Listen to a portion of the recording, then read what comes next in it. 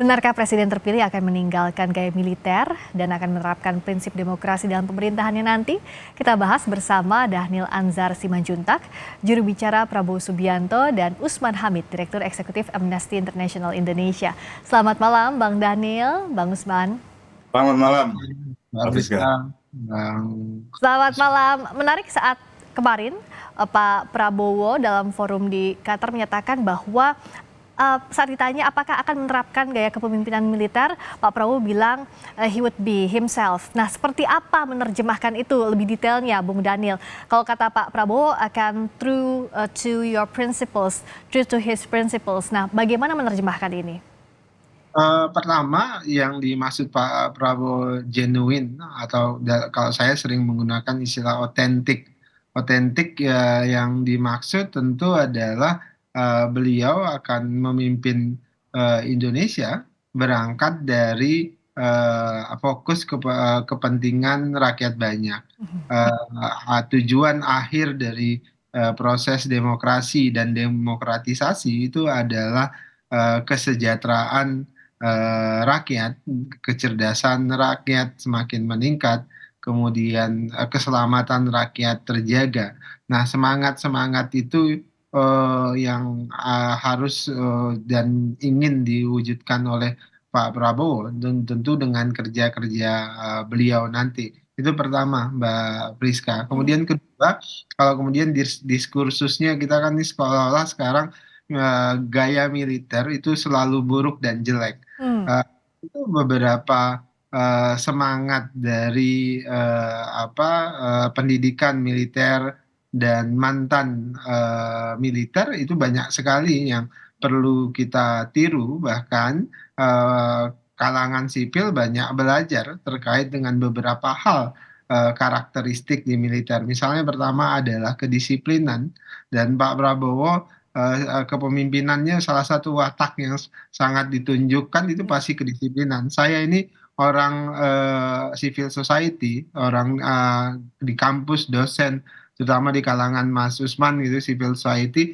kita bisa janji jam 7 datang jam 9 gitu. Tapi kami di dunia militer selama saya di Pak Prabowo, kita janji acara jam 6 maka jam setengah 5 kita pasti sudah bersiap, dan jam 6 tepat kita akan memulai. Nah, nilai-nilai baik seperti itu pasti akan menjadi budaya penting di Indonesia.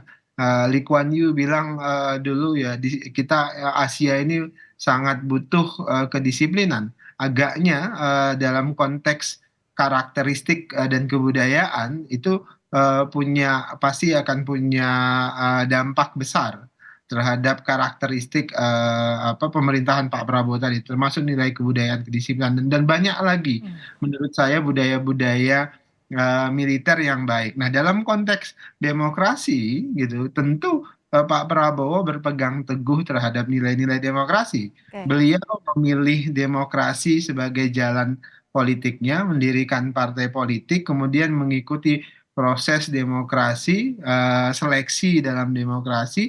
Nah, tentu ketika beliau dipercaya oleh masyarakat dan rakyat, tentu beliau akan Oke. ikut cara kerja demokrasi itu. Salah Oke. satunya tadi saya sebutkan ya, Hmm. partisipasi publik itu Oke. bagian penting, dan kita akan Ya. memberikan keluasan partisipasi publik tersebut. Taat pada nilai termasuk memperluas partisipasi publik itu yang dijanjikan. Nah, Bang Usman, karena dalam forum itu muncul pertanyaan who's concerned saat Pak Prabowo ditanya dan menanyakan balik. Sebenarnya apakah ada concern, ada kekhawatiran kalau dari kalangan civil society soal ini? Iya, sebenarnya dalam demokrasi itu kan paling tidak ada tiga unsur penting ya. Pertama itu adalah ruang publik, ruang sivil untuk adanya kritik, adanya protes, termasuk juga di dalam proses konsultasi pembuatan kebijakan Mhm. publik bersama masyarakat, partai politik, dan civil society. Mhm. Yang kedua adalah adanya dinamika di dalam partai-partai politik untuk misalnya berbeda pandangan dengan pemerintah. Mhm. Dan yang ketiga adalah dinamika di dalam pemilihan umum yang bersifat kompetitif gitu. Nah, Oke. ketiga hal itu sebenarnya eh, bukanlah bagian dari sistem di dalam kemiliteran. Mhm. Kemiliteran itu bukan sistem yang buruk, ya dibutuhkan, tapi di dalam pendidikan, di dalam lingkungan militer.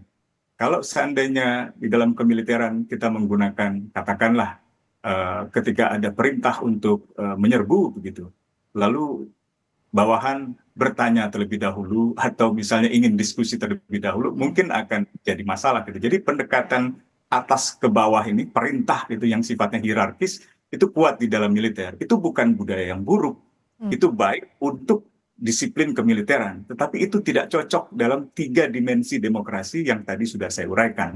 Nah, itulah sebabnya para sarjana yang melakukan kajian politik ya, misalnya Arnold Chart mengingatkan bahwa setiap kali ada proses demokratisasi, selalu ada 2 ancamannya. Yang pertama adalah kudeta militer, melahirkan kepemimpinan militer, dan yang kedua adalah perang saudara. Tetapi belakangan Stephen Levitsky, Larry Diamond, itu banyak sekali pemikir-pemikir demokrasi yang menjelaskan bahwa ancaman terhadap demokrasi tidak lagi semata datang dari kepemimpinan militeristik yang dihasilkan dari kudeta militer. Masih ada ancaman itu, kita bisa lihat misalnya Jenderal Min Aung Hlaing di Myanmar yang mengambil alih kepemimpinan sipil Aung San Suu Kyi, atau Jenderal LCC yang mengambil alih kepemimpinan di Mesir misalnya gitu. Tetapi di luar urusan ancaman militer terhadap demokrasi sebenarnya adalah populisme.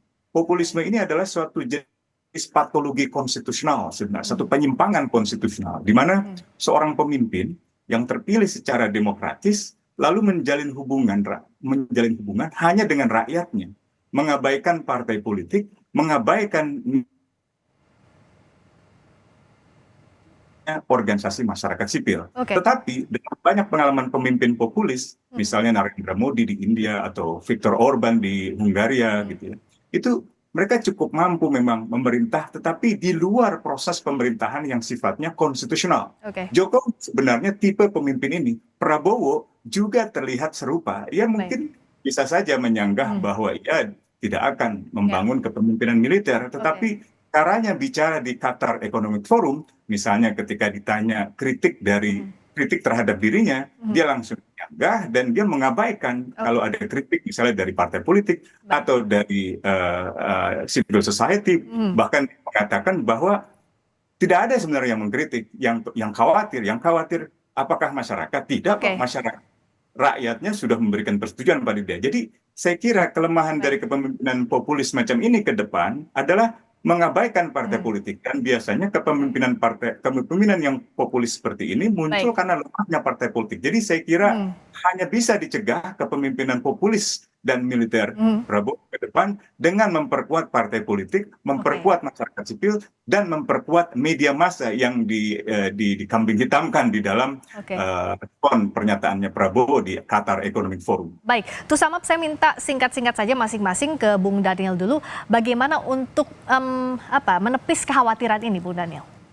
Ya, pertama adalah pengalaman panjang dan track record Pak Prabowo sebagai seorang patriot melalui dunia militer itu dimanifestasikan juga pengalaman panjang di dunia sipil sebagai seorang purnawirawan, kemudian beliau masuk ranah perjuangan politik setelah perjuangan sebagai abdi negara melalui dunia militer, kemudian melalui dunia lapangan politik, dan keduanya dihadapi Pak Prabowo dan dijalankan oleh Pak Prabowo dengan cara yang berbeda. Dan di dunia politik beliau berhadapan dengan dialektika yang sangat panjang dan dialektika demokrasi yang tingkat kompleksitasnya tinggi, dan Pak Prabowo berhasil bertahan dan justru berhasil sampai ke puncak sebagai presiden hari ini. Dan semuanya tentu dengan semangat dan nilai demokratis yang